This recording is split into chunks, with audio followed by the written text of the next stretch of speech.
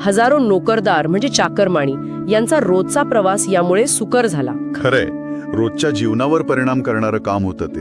अगदी.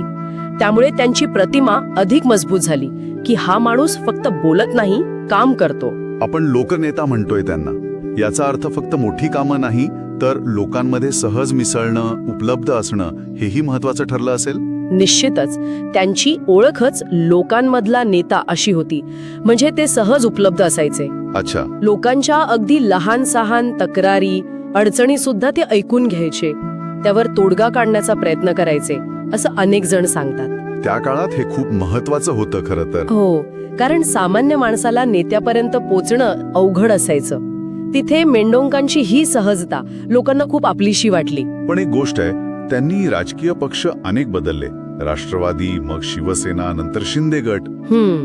एवढे पक्ष बदलूनही त्यांची मीरा भाईंदरचे नेते ही ओळख कशी टिकली? लोकांचा विश्वास कमी नाही झाला? हा एक महत्वाचा आणि